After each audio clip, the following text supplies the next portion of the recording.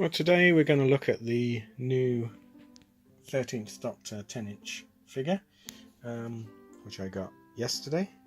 But I thought we'd have a look at a few of the other Doctor Who dolls, if you want to call them that, action figures that have been released over the years before we look at this one. So I'll just put this one to one side.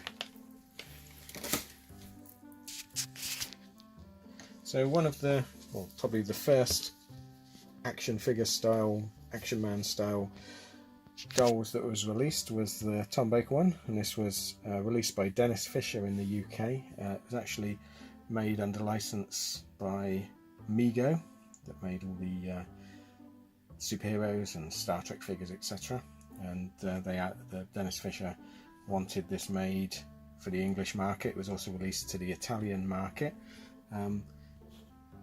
There was, in fandom for years, there was a utterly rubbish theory that they lost or damaged the Tom Baker head, and so they used the Mike Gambit head from the New Avengers, which has been thoroughly disproved, but you still see it come up in fanzines and magazines and that. But it's quite a nice likeness to Tom Baker. He's got a quite small amount of curly hair, which is good because it means his hat isn't horribly oversized. He came with a sonic screwdriver, his scarf, waistcoat, really nicely made. These are really luxury sort of figures compared to a lot of the Mego releases.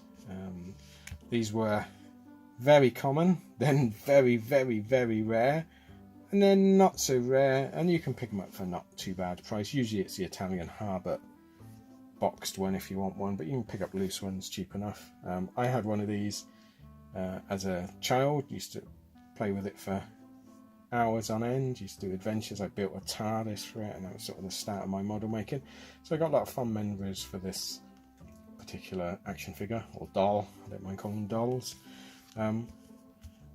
Then there was sort of a re-release series by a company called Biff Bang Pow, which is a strangely named company, and they did a Tom Baker version that often gets compared to the 10-inch one. It's the smaller sort of 8-inch Mego style, and they released a Tom Baker, and it's okay. It's thoroughly crude compared to the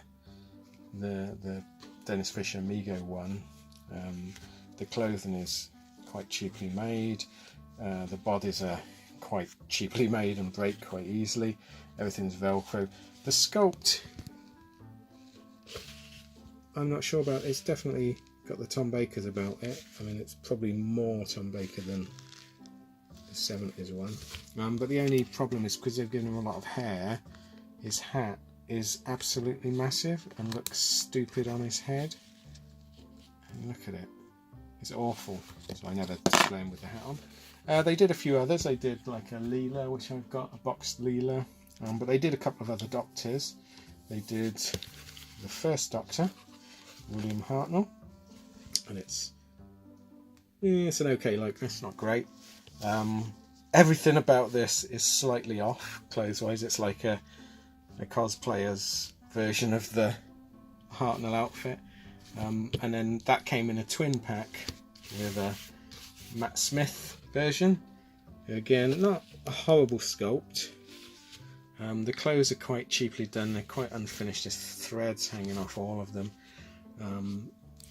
The bow tie is just awful. And the weird thing about this double set is it came in a tin lunchbox, which is a nice lunchbox, but figures in a lunchbox don't make a lot of sense to me, but that's how they came.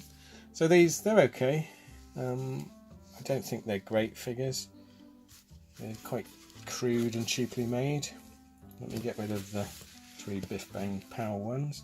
So in the same scale of this 10-inch one and the new 13th Doctor figure, we got a couple of Matt Smith figures, and these were, at the time there was a range of armed forces figures, and it uses the same body done by Character Options, and they did things like the Royal Marines and various different regiments, and so they released this one. I suppose it's quite a cheap one for them. The likeness is okay. It's quite a soft likeness, but so you can see it's Matt Smith. The clothes are really high quality. as their military ones were as well. I like this figure. There was a variant one with a beard. I don't know which is rarest. I'm not a great fan of the beard one, but you can see him often enough. You see him at boot sales and everything, which is nice to see Doctor Who stuff at boot sales. And this is the same sort of scale as the new one. I have opened this. Just pop her out. So it comes in quite nice packaging, quite bright. You get the new Sonic, which I'm not a great fan of that design. It looks a bit organic. And then the box is sort of meant to be the TARDIS. Some nice artwork and photographs on the back. And this, I got this one at Argos. Oops, something fell off the desk. I got this one at Argos, so they're quite easy to get hold of now. They were a bit limited. And the figure's really nice. It's not using the same body, obviously because it's a female body, but the same sort of joints and that as the other figure. It's quite solid. It's well articulated. The likeness, I must say, I think is amazing. I think it's a really good likeness. It's quite, like I say, because it's new, it's quite stiff. The clothing is really high quality. I didn't know there was a rainbow stripe in her coat. So you get the hood comes up, the coat comes off, braces.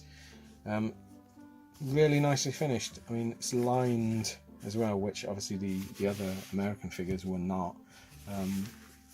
Really nice cut of the coat. Probably needs ironing. But yeah, I'm thoroughly happy with this figure. I hope they do some more from the series. 10-inch figures seem to be, that's now the sort of the Doctor Who standard. They did do, like on one of my previous videos when we looked at the 12-inch David Tennant, and that was a lovely range of figures, which are there in my cupboard. But I do like the 10-inch ones. They take up less room. I hope they do more. It'd be nice if they did a TARDIS. There was a TARDIS for the Mego 10-inch, but it was just basically a cardboard box that had used the transporter effect from the Mego Enterprise to hide the figure.